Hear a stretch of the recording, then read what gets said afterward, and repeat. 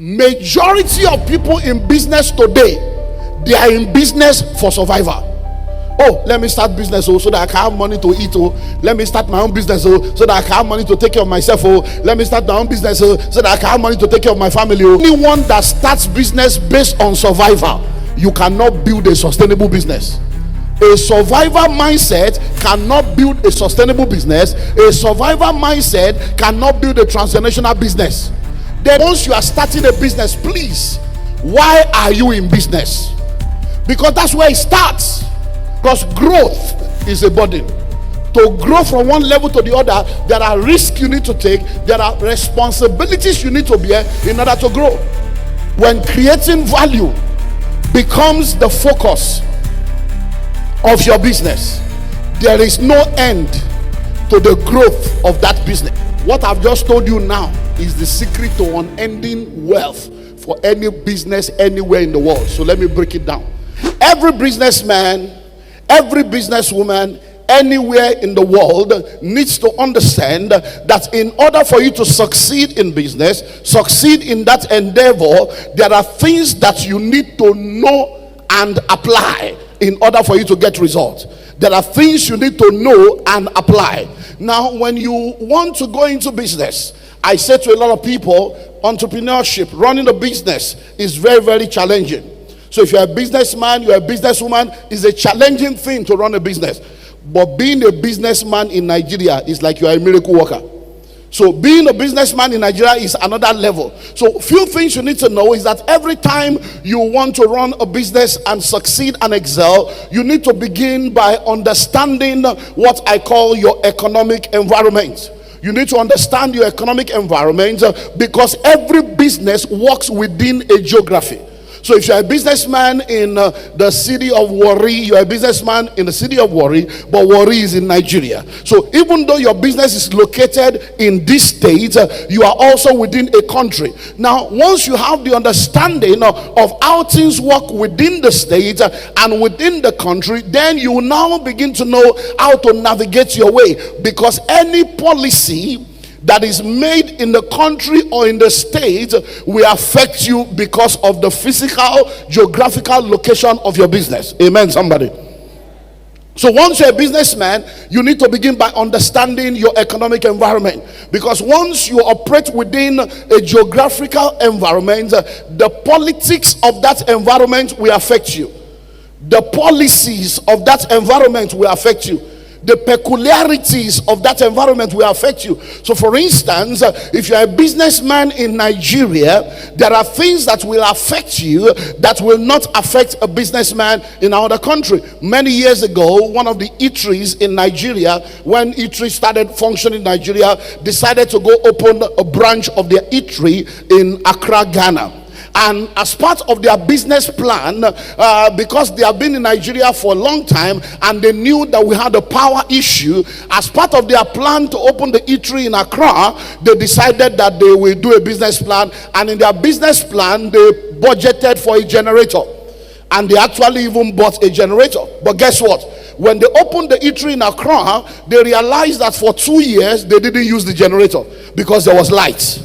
Now, even though they were functioning in Nigeria, a different geographical, a different economic environment, they carried the mindset of Nigeria to Ghana, only to discover that this is a different economic environment and they did not need to spend money on that. So once you're a businessman, you need to understand this. The next thing you need to understand is that once you are a businessman, you have a responsibility to grow the business. Now, there are 4 levels when it comes to business. Number 1 is starting the business. Number 2 is growing the business. Number 3 is sustaining the business. Number 4 is transferring the business. Those are 4 things, but you need to be ready to do what needs to be done at these 4 levels. So number 1, starting a business. Businesses don't start themselves. People start businesses. So if you're going to start a business, you must be willing to take responsibility to birth that business. A lot of people have the capacity to start a business. They have the competence to start a business. They have the desire to start a business, but they don't have the courage to start it. And until you start, you have not started. So many people want to start, but fear of the unknown, fear of uncertainty, fear of the future makes them not to start. But you need to understand that until you start, you have not started.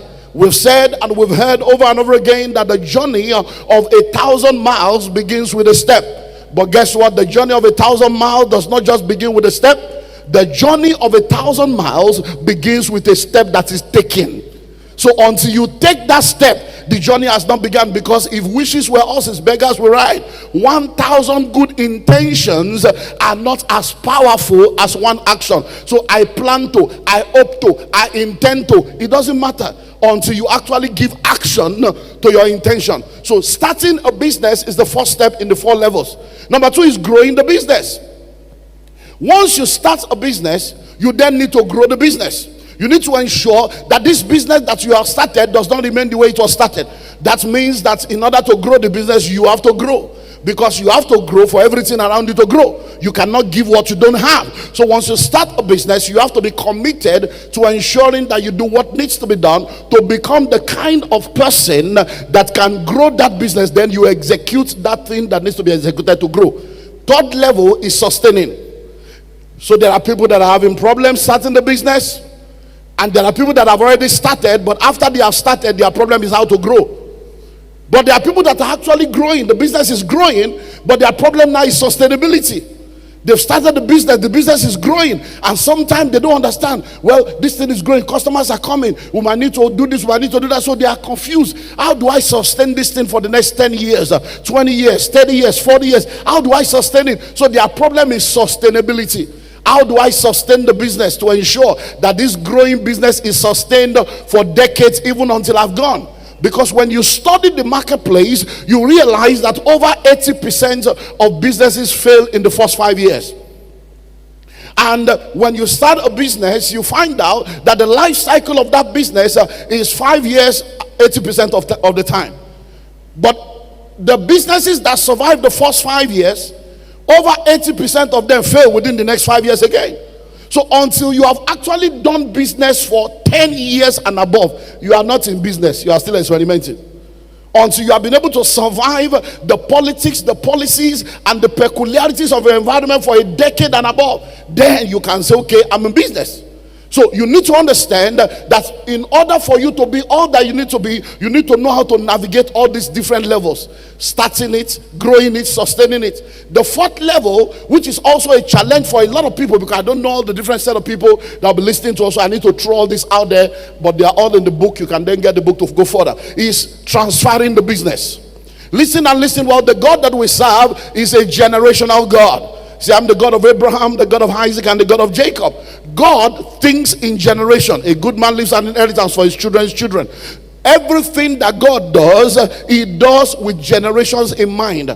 God does not start something that he expects to stop now. He wants it to go from one generation to the other. So many times when it comes to business, transferring business to the next generation becomes a challenge for a lot of people. So you find out that in our country and even in the continent, we have very few businesses that have survived 100 years. We have very few businesses that have survived 50 years. We have very few businesses that have survived the founder.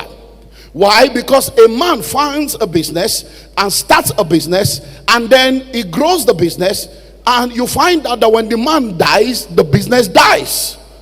And then you see all kinds of court cases. Brothers are fighting brothers. People are doing all kinds of stuff. Now, what causes this is because they don't have what I call transgenerational desires and plan. Because in order for you to build a business that you can transfer to the next generation, in order for you to build a transgenerational business, number 1, you must have a transgenerational mindset. Number 2, you must have a transgenerational plan. So your mindset must be transgenerational. I've done a lot of research in business, and we have different modules and trainings that we do around this line. And I've come to realize that most of the time, when it comes to business, the first generation is always a generating generation. They are pioneers. They pioneer things. They generate things. But the problem then happens as they are pioneering and generating things, they are giving birth to children. And these children are now being born to parents that are struggling to come out of poverty. So these ones that are coming after, they've seen their parents struggle, and they've seen that their parents are beginning to come out of poverty. And then the parents now have a mindset, I don't want my children to suffer what I've suffered. And because they don't want their children to suffer what they've suffered, they now say, okay, go to private school, go to school, go and study education, go and study this. So they begin to push the children into different levels of life in order to give the children a better life. What now happens is that these children, second generation now, that are born to the pioneering parents, now come up with a maintenance mindset. So most of the time, the second generation becomes a maintenance generation. They now say, what daddy and mommy has done, we need to maintain it. We need to make sure that what daddy and mommy has done is not destroyed. But you see, maintenance mindset cannot build a transgenerational business. Survivor mindset cannot build a transgenerational business. So when this second generation comes, they are just thinking maintenance. But you know what happens? By the time the third generation comes, the third generation does not even know what poverty is. The third generation is probably born abroad with a foreign passport. The third generation probably grows up with drivers and cooks and gatesmen. The third generation grow up seeing everything looking good. They did not know that grandpa started with poverty. There are people that when you tell them, I remember one of my friends, when they went for the burial of his own father, he went with his son.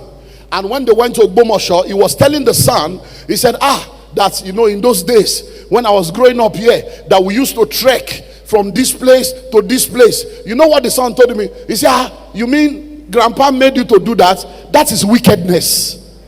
That is wicked. How can he make you to walk like that? You see, he calls wickedness what their fathers lived, because he has never had to trek before. Now today we have children that don't even know the name of the bus stop next to our house. We have children that cannot go anywhere on their own. Now, so we have sent them all over the world, and now they have all kinds of book smart, but they are not street smart. So you find out that the first generation is a generating generation.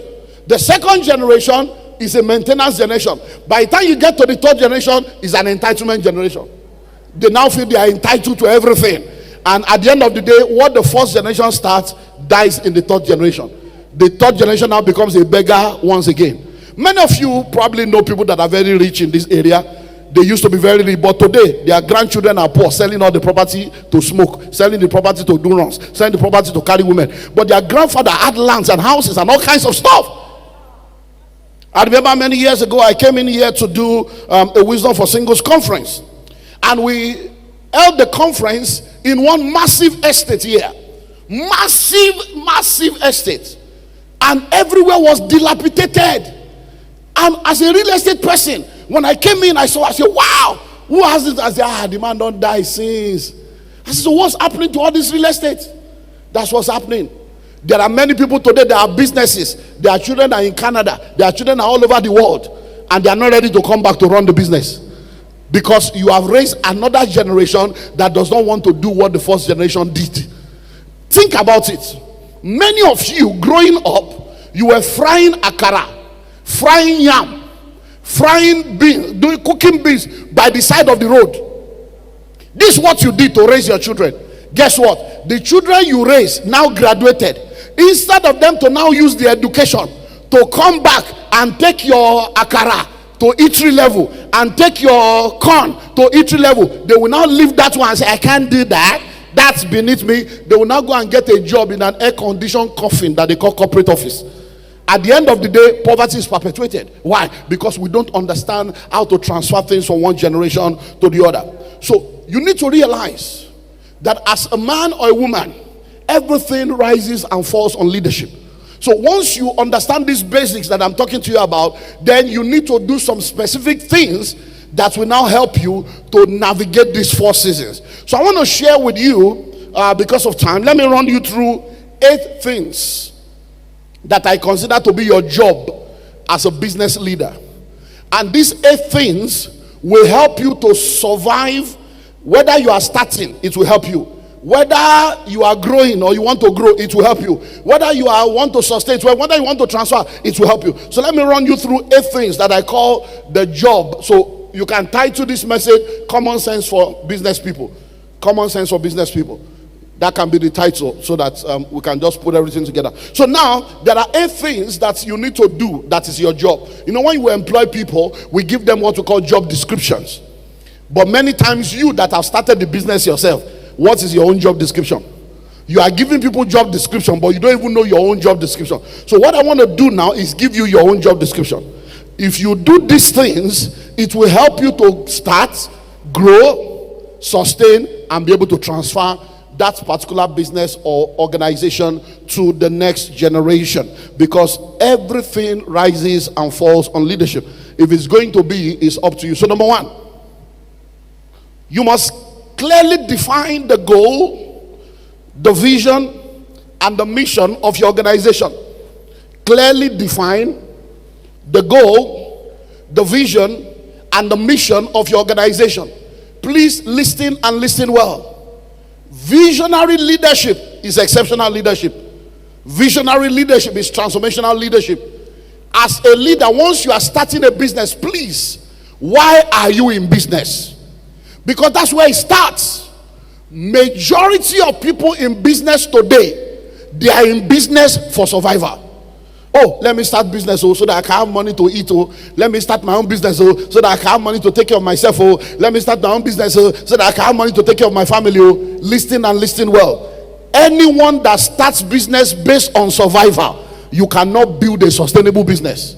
A survivor mindset cannot build a sustainable business. A survivor mindset cannot build a transformational business. There is nothing wrong starting with survival, but don't remain at that level. You need to quickly move from survivor mindset to transformational and transformational mindset, or else, if you started business because of survival, by the time you begin to make some money, you will see that you will start relaxing, because there is nothing else to live for. Because as far as you are concerned, all you were planning to do was to just be able to pay rent or get a house or get a car. So you find that the bigger dimensions that are the possibilities of your life will not be explored. And everything that will help you to grow big will become a risk you are not willing to take. Everything that will help you to grow big will become a burden that you are not willing to carry. Because growth is a burden. To grow from one level to the other, there are risks you need to take. There are responsibilities you need to bear in order to grow. So number 1 is what? You must have a clearly defined vision. And I will advise you that when you are starting a business, tie the vision of your business to value. To value, not to your own survival. Tie the vision of your business to value creation. When creating value becomes the focus of your business, there is no end to the growth of that business. Why? Because there will be values to create forever. But once survival is the vision, the very minute you can take care of yourself, the vision is dead and there is no desire to pursue. So number 1 is what? Create a vision and gather people. I remember when I started out, I've been in business now for a while. By October now, I'll be celebrating 35 years in ministry. When I started business actively, we started in a rented space in a bookstore. So there was a bookstore. Inside that bookstore, we said, please, can we start, give us this corner. So we had 1 table and 2 chairs. And myself and 2 staff started the business there. We registered and started the business there. And I told the 2 of them, this business we are starting is a global business. Is what? Our selling vision. I said our vision is to make genuine and affordable lands and houses available to Nigerians all over the world. Simple vision, clear vision, but very massive. Make genuine and affordable lands and houses available to Nigerians all over the world. So the focus is, we must look for genuine land. We must look for genuine houses. It must be affordable relative to the audience, to Nigerians in Nigeria and Nigerians in diaspora. And we started. Guess what? In less than 2 years, we moved into a 2-bedroom apartment. By then, the vision has grown. In that 2-bedroom apartment, are you ready for this? I had 7 tables and 7 chairs. And I said, we are now a group of company. This table is publishing company. This table is real estate company. This table is training and seminar company. And I got a staff each. I said, you are the coordinator of the publishing company. If you are able to grow this company to a level where it will become a stand-alone company, you will become the MD. I sold a vision. So someone that was earning 18,000, sitting in front of a table, started seeing himself as the MD of a publishing company. So he had to begin to grow to make that company grow. Today, we have 9 companies. All the companies have become it has happened. So it's now a group of company, 9 subsidiaries, a global footprint. Many of those people that were sitting and earning 18,000, they are now the MD CEO of the company. Why? I sold a vision. I have people that have been working with me for 30 years. They have been with me 28 years, 25 years. So when you are saying people don't stay, yes, there are different set of people, but people stay when there's something at stake. When they can see a future there, when they can, and as the company is growing, they are growing, they will stay. Hello? So there are the good, the bad, and the ugly. Number 2, because of time. Number 2, put together a winning team. That's your job. Put together a winning team. If that business is going to start, and that business is going to grow, and that business is going to be sustained, and you are going to be able to transfer that business, put together a winning team. While we were in that bookstore, that rented space, I started with those 3 people, but I had friends that were in corporate organizations that I was seeking counsel from. The very minute we moved into that 2-bedroom flat, I called a lawyer. I called another person that was an auditor. I called somebody else that was a tax consultant. I called and I sat down. I called people that are in business. I sat down and I said, look, you know I'm a pastor. And I'm starting this now. And I know that ministry will grow. This one will grow. I don't want distraction. But I need the best mind. So I want all of you to become my board of advisor. Hello? So that once every 3 months or twice in a year, we'll sit down. I will tell you what I have in mind. You will advise me from legal perspective, from tax perspective, from this, and then we'll grow. What did I do? I put together a winning team. That's your responsibility. As a leader, anything that will grow needs bright minds to be on the table. The people sitting down making decisions with you will determine the destiny of your business. Why? Because the quality of your counselors and the quality of your advisors determines the quality of your decisions. The quality of your decisions will determine the quality of your outcome. If you know better, you will do better. If you don't know better, you can't do better. So you need to get the winning team together, put a team together. Now, so externally, there are teams of people you need to put together that will be external. They are not full-time staff.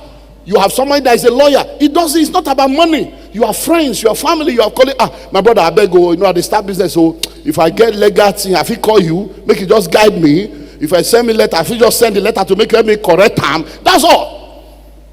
You are not paying. It's just a relationship network. It's a social network. The same lawyer I had is the same lawyer I still have now. We started without nothing. Today now he's a landlord. He has houses everywhere. In 3 of my estates, in one estate he has 1 acre. In another one, why? Because we started together. And when the money started coming, we started sharing together. Chop, I chop. Not that when the money start coming, you want chop clean mouth. Hello? Because many of you, that's your problem. Poverty mentality. Only you want to chop. Papa, a young man, is a barber.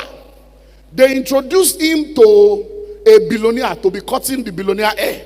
You know that no matter how great anybody, as Papa did, and somebody they cut hair, Papa people they cut hair. So now people say, yeah, Daddy, Papa, carry your head like this, carry your head. You know, now this guy was called to a billionaire in a place they call Banana Island. He babbed the billionaire finished. The man paid him 200,000 for 1 haircut. For Baba, the guy come out. He say, at least even though they call him once in a month, level don't change. They no come call him again. He come the wonder, say, I don't know what happened. So when he was seeking counsel, the village people are after me. You know, they didn't call me again. Okay. Well, that's okay, come. The first time when they call you, how the billionaire take know you? When they call you, say, the gatesman are my friend. Okay. So gatesman are your friend. Now he introduce you. When they can't give you 200,000, how much you give gatesman? He say, I give her for what? She'll be in the work there. If the man will give me 200K, it means that the guy they collect plenty money now. I not give her anything. That's your answer. criminal. That's your answer. That's why you use your hand spoil them because of in poverty mind. Now you want chop alone, clean mouth. So gate man, don't forget your number. So the next time the billionaire say, that's your friend, that Baba, where is he? He has relocated. He has relocated to Poverty Island. Put together what? A winning team. That's your job. Don't hire people you cannot fire. Don't hire people you cannot fire. Hire people on purpose. Don't give job to people because hey, let me just help you. Come and resume tomorrow. No. Because the quality of people you have on staff and on your team will determine the quality of your outcome. Let's move on because of that. Number 3. Make the company strong on the inside by putting systems and structures in place. Make the company strong on the inside by putting systems and structures in place. Look, I can tell you for free, as someone that has been in business for decades and someone that has been a pastor for 35 years and I've seen things, I do coaching, consulting for all kinds of people. Many times, when your business does not have good systems and structure, you can be laboring and other people will be eating your money. Other people will be eating your money. Some of you have supermarkets and you say market not they sell, but what you did not know is that the people you employed, they will bring their own sardine, they will bring their own milk, they will bring their own toothpaste. Every time they sell your own, they collect the money, they will take from the carton of their own, replace it. So every time you are taking stock is complete, but money is not coming because they are the one using your business to run their own business. System and structures. So as a businessman, a businesswoman, the word system, S-Y-S-T-E-M, system, it means save yourself time, energy, and money. Save yourself time, energy, and money. So whatever will take your time, look into what system can I put in place to save myself from spending this time here. Whatever is taking your energy, what system can I put in place to work on this? Whatever is taking your money, what system can I put in place to do this? So you put system in place. When you get the School of Money book, all these things are documented. But let me run you through some of them so that you quickly understand. Number 1, you need to have a system in place for recruitment. What is your recruitment system? What will be the process of recruiting somebody to be in this company? You must have a recruitment system. There must be an entry system so that anybody cannot just come and you give them a job. There must be a system to recruit. Because most of the time, the bad people that are in your company, they are people that went through the cracks and the gap during recruitment. So you recruited the wrong people because you didn't have a system that will help you to easily identify people. A guy came to our office, just give you, because of time, I can't tell you all many stories, but a guy came to our office one time to get a job, and then when we looked at his CV,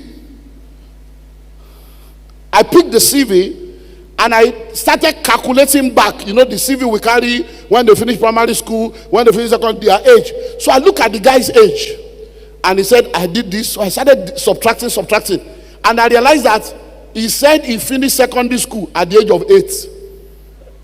Based on the calculation I saw on paper. I say it's not possible now. Even if you are a genius, nobody this kind of job you're going to look for. That's how we're able to know that he was lying. Some people will tell you, oh, I've worked in this place before. Call the place. Call the place. I'm a board chairman for one of our companies. The lawyer in that company stole money and ran away. He went to get a job somewhere else. The only way they were able to know he was a thief was that he has even forged everybody's signature in the company that we sent him forth. When he got to the company, they now said they would do their own due diligence. They didn't let him know. They now called that company to say, come, we want to come. They now came and said, this guy said he worked with you people. And these are the letters he submitted. We want to confirm. That's how we're able to trap him. That this guy, no, this is a fake letter, and we have to arrest him. Do you do that? Somebody will just come. I worked in this place. I graduated in this place. You need to spend time to verify whether what they said is the truth. There are people that say they graduated from a university and the university did not even exist when they said they graduated. So number 1 is what? System of what? Recruitment. Number 2, you need to look at system of monitoring the movement of your staff. How do you know whether somebody resumed? How do you know whether they came to work or not? So there must be a system to know when people resume, when they left. There must be another system to monitor whether they're actually doing the job that they have been employed to do. Then there must be a financial system. What is the system for collecting money? Can somebody come to your company with cash? Or do they have to pay into the accounts? How much money will be in the safe? How much money must be carried to bank? All these are systems. All these are policies you need to put in place, or else you'll be in trouble. I have been in trouble before. As you see me, so I don't go FCC, I don't go anti-fraud. At a point I had 89 court cases on my head on business matter. So when I'm talking, I know what I'm talking about. Hello? I have seen the good, the bad, and the ugly of staff. Hello? So when you don't have systems, people can defraud you. In my own company, I did this and that company, my own company, they opened a sub account and they defrauded me. By the time I will wake up to know what was happening, over 1.8 billion. Me will stand in front of you, man of God, anointed. Hello? Over the sub account. Easter Sunday 2017, 16 soldiers were in my church to arrest me over money where staff collect 24 million from a military general. Hello? So systems is your responsibility. And by the time all the people started coming, Papa, they came with the receipt of my company. Man, and my receipt them bring. So what has happened is, you know, we used to print receipt plenty in those days, triplicate. So we have the receipt inside the office. So they just went to pick one booklet inside. They begin issue receipts. So the receipt was original. Money I no see, receipt I see. I entered debt. Guess what? We had the meetings, 4 of us in a meeting. Me, my lawyer, the general manager, and the head of accounts with police. We had a meeting and we agreed these 2 people are the culprit. Tomorrow morning, police, 5 a.m., go to their house, pick them up. Papa, when police reach there for the next day, they say, they don't pack come out. Yesterday, he just come for 11 saying they go village. How did they know we are coming the next day? The same people I was doing meeting with. The same people. Jesus Christ said there is one sitting next to me who will dip his hand into the shop after me is the one that will betray me. Hello? So put system and structures in place. Let's move on fast. Number 4, grow the company. Grow the company on the house side. Grow the company. So now, growing the company is very, very important. And the way to grow the company is to come up with quality products and services. Come up with what? Quality products and services. So please, I want to give you a formula for unending growth in business. So please listen. This I don't have enough time to explain, but I will give it to you. When you get the book, you see more. Now, this is the secret for unending growth in any business. So repeat after me. New products to existing customers. Again, new products to existing customers. New customers to existing product. New customers to existing product. What I've just told you now is the secret to unending wealth for any business anywhere in the world. So let me break it down. What it means is, whatever business you are doing, you have a product or service, and then you have customers. For that business to continue to grow, cash is king, but cash flow is the king maker. If there is no continual cash flow, even a profitable business can go bankrupt when there is no cash flow. So the secret to unending growth is those customers you already have. You need to capture the data of those customers and make sure that you keep bringing new products to those existing customers so that they can continue to pay. So I'll give you an example. So if you have a car dealership, you sell cars, and somebody comes to buy car from you, the likelihood of that person coming back next month is almost 0. Next year, 0. Most likely the person may never come back again. Because how many people buy car every year. No. So that means that person buying car from you, you will only collect money from them once. They will never pay you again, and that customer is gone forever.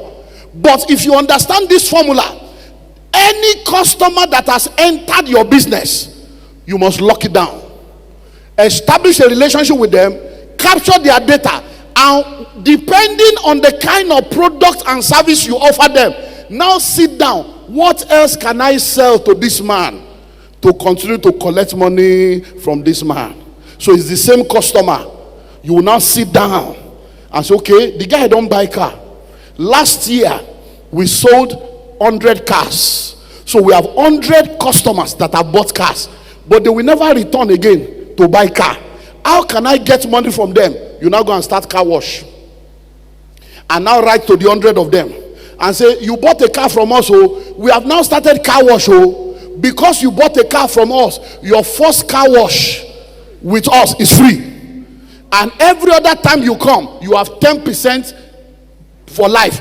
You have brought them back to collect money. You can now start servicing cars and say, you bought car from us, oh, but anytime you want to service your car, first service is free. So what have you done? You have brought a new product to the existing customer, and you continue to collect money. The second aspect is what? Bring new customers to existing products. Many people have load in their warehouse. Many people have stock that is sitting down there, nobody is buying. You need to do the marketing. You need to sit down and think, how can I get people to come and buy? How can I get people to come and pay? That's your job. So you keep bringing new products. You keep bringing new products to all the customers that you have. And then the products you already have, you keep bringing what? New customers to come and know of the product that is already existing. Do you understand that now? Very, very important. So, and you can break this down to this lowest level. Whether you are a market woman, you are a barber, no matter what you do, just sit down and think. It takes mental acuity. It takes mental rigor, because your head is the headquarter, your head is the head office. So you need to sit down, think through, how can I run these things to ensure that it continues to grow. Number 5, improve on the business profits. Improve on the business profits. How can I improve the profitability of my business? Because one of the things I've seen is that there are a lot of people in business today. They are making money, but they are not making profits.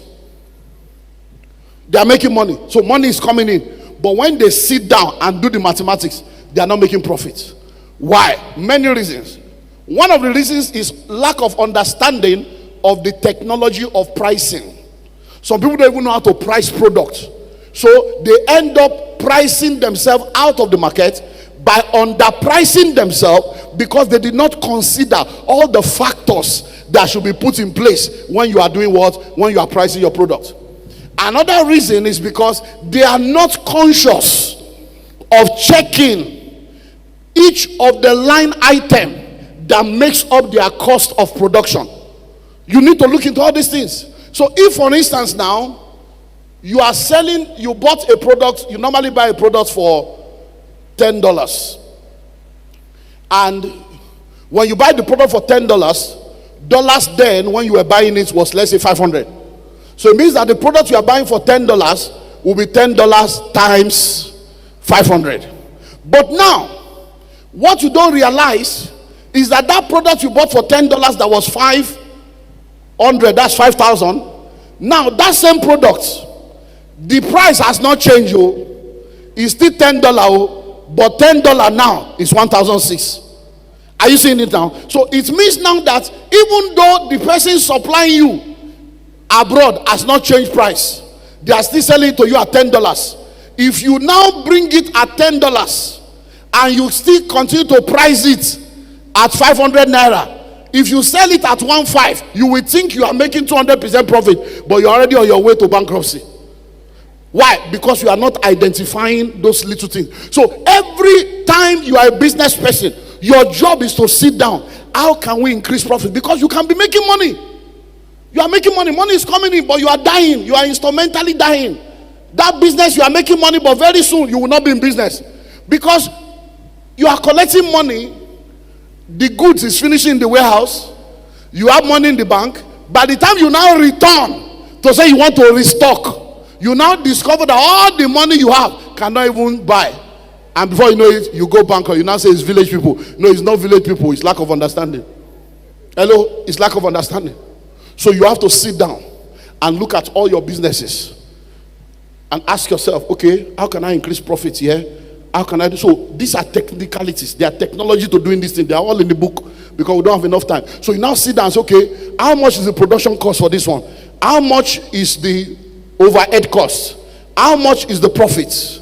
And then with the way things are going now, can we continue to do this? Can we continue to do that? Because sometimes a lot of us are afraid to increase price. Because we think that if we increase price, we are going to lose customers. So we keep the price the same. Customers keep coming, but your business is dying. But if you increase the price, you will reduce customer, but you will increase profitability, and you will still be there. I have one of my mentees.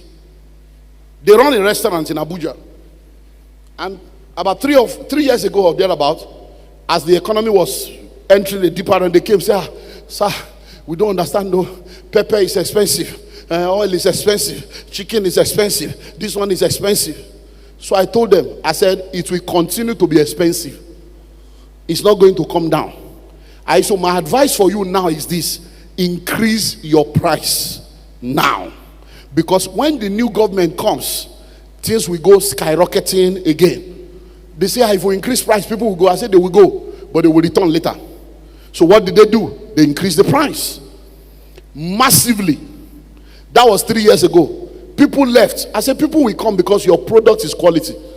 And you just make sure you don't reduce the quality. Because what people do is they don't want to increase price. They now start reducing the quality of their products. They will now lose on every front. Do you know that when they increased the price, customers went? But after customers went, the customers came back.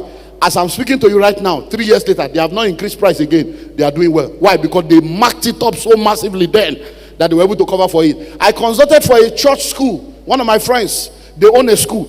I went to speak for them. The wife came. Pastor, I need to see you. This is our school. People, they don't pay. They will not pay. They will not pay school fees. And the school needs money. And then it's me. I said, okay. I said, woman of God, listen to me. Are you running a business or you are running charity? You need to define it. So I told her, I said, listen to me, as a church, if you are starting a school, I will advise you, let 10% of the students be on scholarship. So offer between 10 to 20% as scholarship, so that the indigent students, people that are intelligent but they cannot afford it, children of widow, orphans, people that, let them be the one to have the 10-20%. I said the remaining 80%, if they are not ready to pay, let them go somewhere else. So I asked her a question. I said, do you know that as a school based on faith, there are many things that people benefit that are intangible? So I asked her, has any child died since you started this school? They said no. I said, has any child got? So I started telling her, you pray for them, you cover them with the blood of Jesus. Apart from the curriculum, you teach them Bible, you teach them moral. Do you know the other one? They are supposed to be cost, but you are not collecting anything. So I told her, I said, you know what you are going to do? You are going to increase the price. Hello? And then anybody that does not pay school fees should not resume. No resumption. You pay as you are coming in like this. You are coming with your payment slip. No payment, no resumption. Go somewhere else. He said, pastor. I said, well, that's easy. It's that same religious mind that puts you in trouble. You are not running a charity. You are running a business. There are laws and principles that govern business. I said, all of them will first of all go, but they will return. It happened like that. They went and they returned. You must think of profitability. The people that are telling you they don't have money for school fees, they are doing burial. They are fixing eyelashes, fixing nails, buying bag and shoe to match. Your destiny is not matching your bank account. You are buying bone straight. Your life is not straight. So they have 3 handsets like a 419. They don't even have shares in the telecom industry, but they won't pay school fees because they know that your church mind, they can manipulate you. Hello? So you need to understand this thing. Part of increasing your profitability is going into what we call forward and backward integration. In your business, you're going to what we call forward or backward integration. So let me explain. So you run an eatery. You run an eatery or anything you run.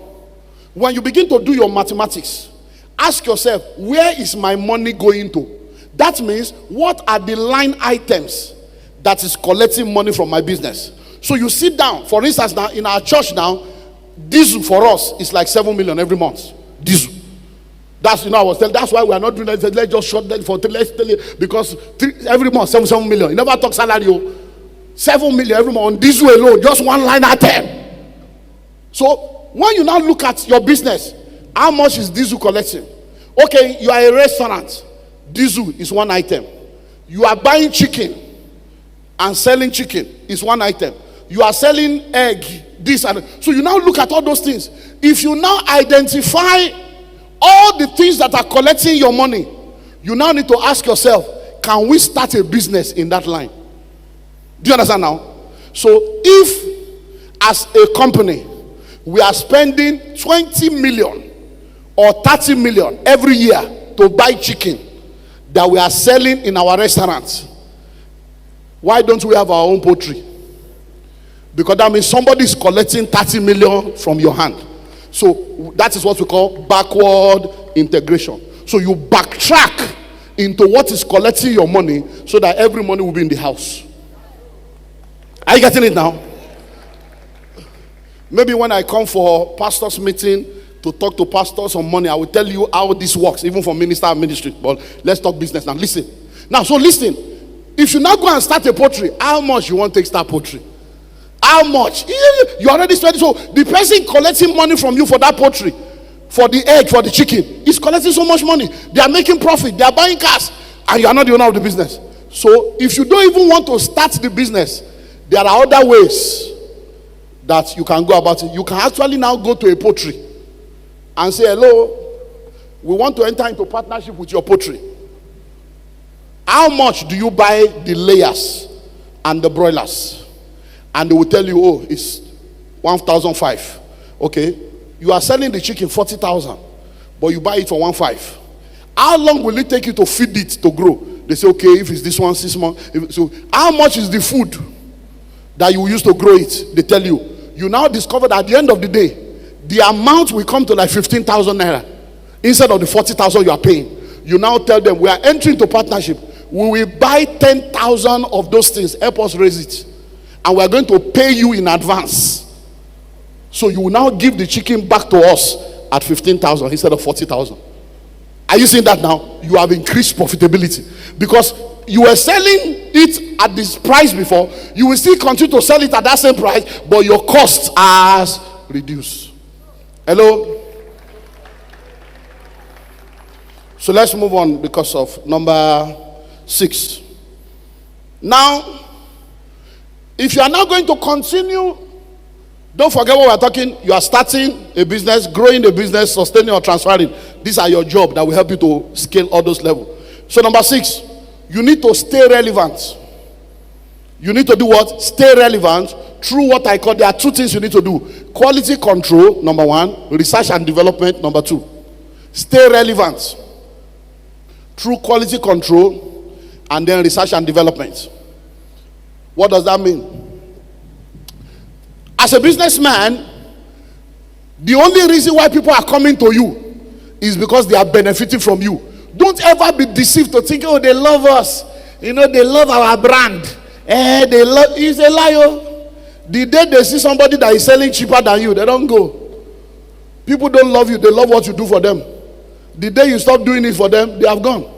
So what do you need to do? Quality control. To stay relevant, continue to control the quality of your product and service to ensure that every time they come, they are not disappointed. Your product and service is the same. Anytime you are going to buy a Mercedes Benz, you are not confused whether it's fake or new. Every time you are buying Range Rover, they are built a level of quality and they have not compromised it. But today now, you hear counterfeit this. Have you heard counterfeit Mercedes Benz? Have you heard counterfeit Range Rover? Have you heard counterfeit Toyota?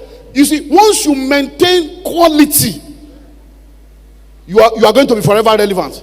But the very minute you start cutting corners, you are already in trouble. So maintain quality. Many years ago, I had a friend. So they're in the US now. When he got married, I was there, so we all grew up together. The wife is a chemist. So she started working in a company in Ota in Lagos State, and they were producing a particular brand of product. I don't want to mention the name. This product was very powerful. Because they knew me, when they produced this product, they brought cartons of this product to my house. Say, man of God, this is where I work now. I'm the head of production. And then so help us publicize this. When I took the drink, very powerful. And I fell in love with it. Very creamy. Cream, soda like that. Very beautiful. Then I started buying. One day, I went to the supermarket. About maybe 2 years later, I bought a carton. I got home. I put it in the fridge.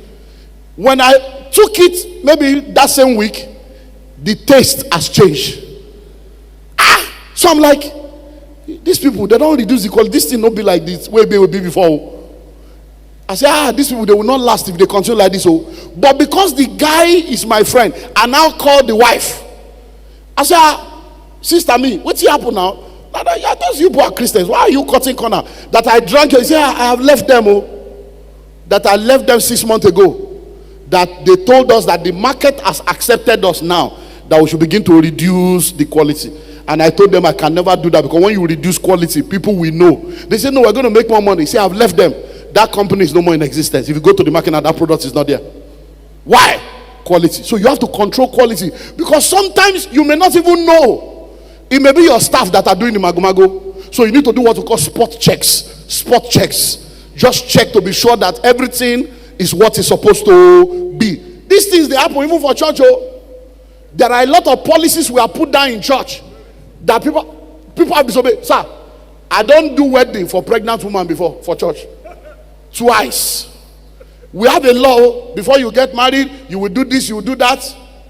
But the people in charge of the law, you must go through, you must be a member of fellowship, house fellowship. They will now, when they now want to collect the letter from house fellowship coordinator, they will now go twice.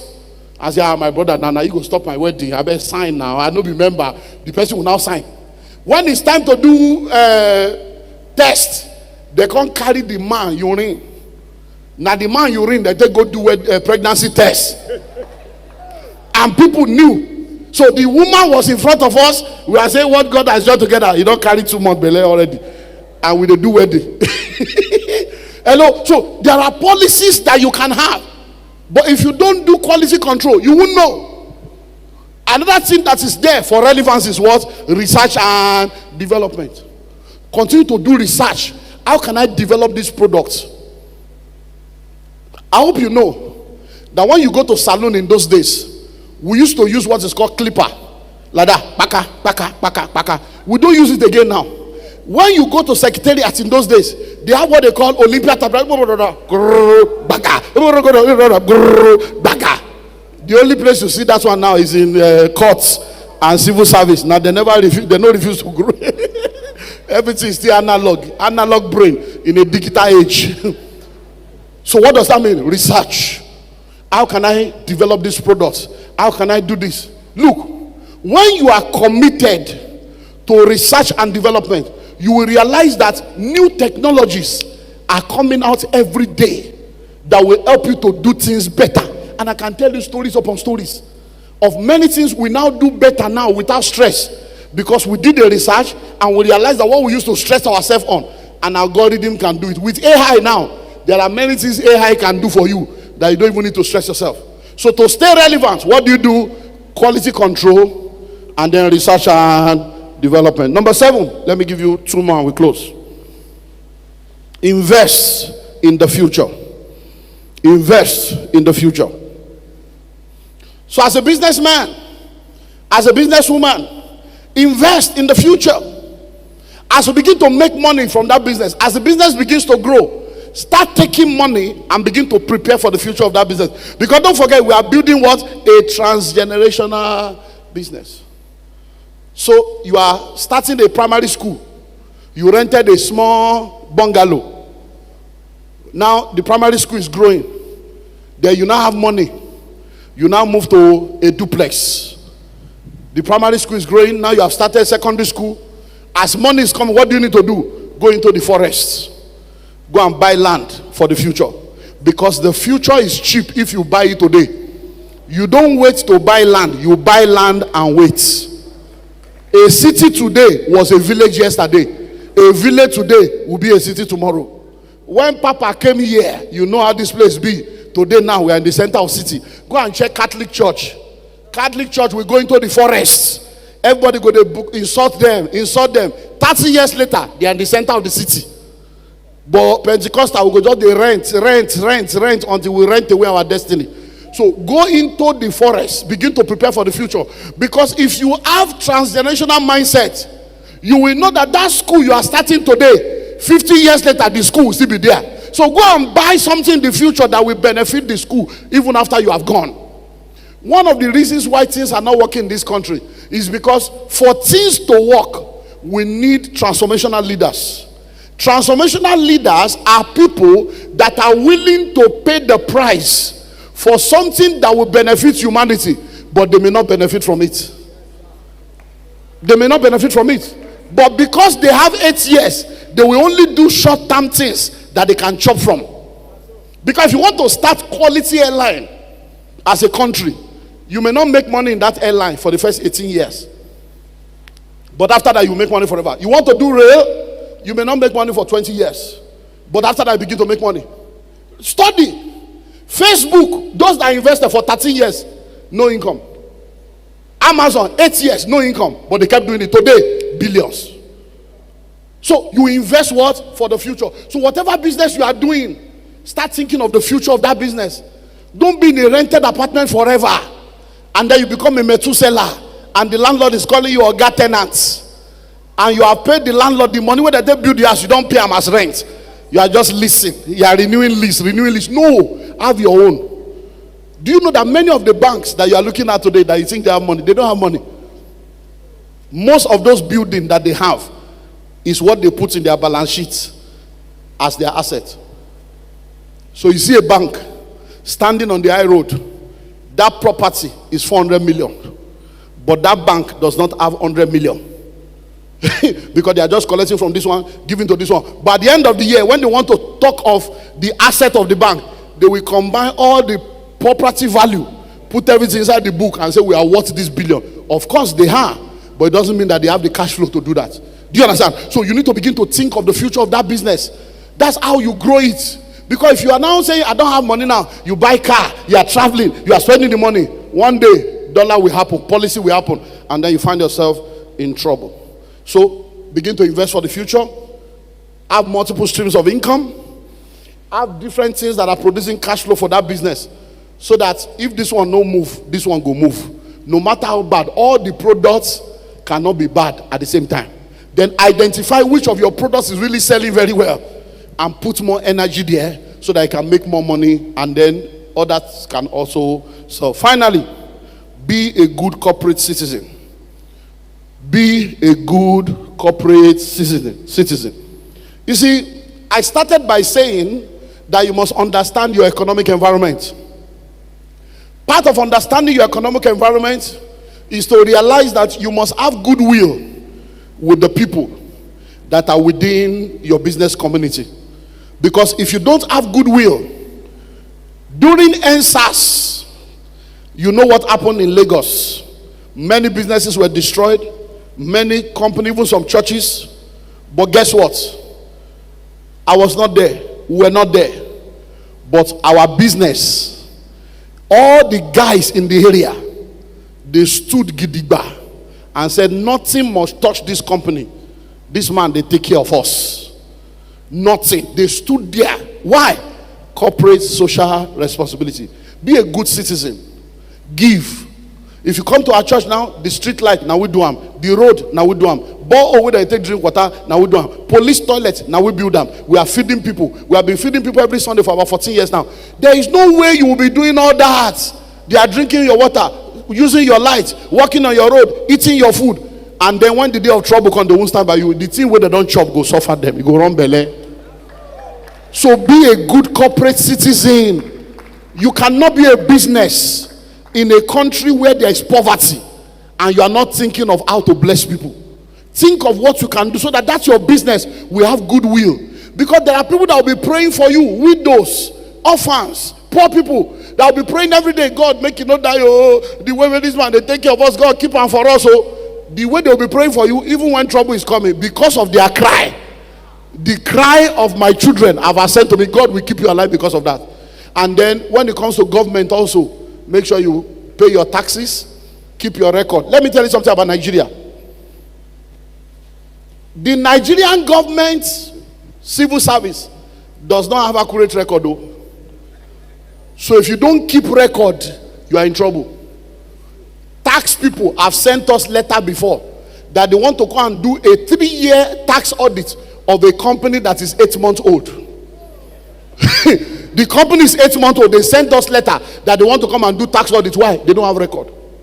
They have sent my wife's company letter before to say, you have not been paying VAT for the past 2 years. Even though every month she pays VAT, takes there, they will sign, and she will collect receipt. She now had to carry the file of all the receipt to their office. They say, hey, madam, we don't get this record. Now, yeah, you pay. Okay, if you do photocopy for us. That's supposed to be a tax agency. So if you don't have record, they will finish your business. Because being an entrepreneur is hard.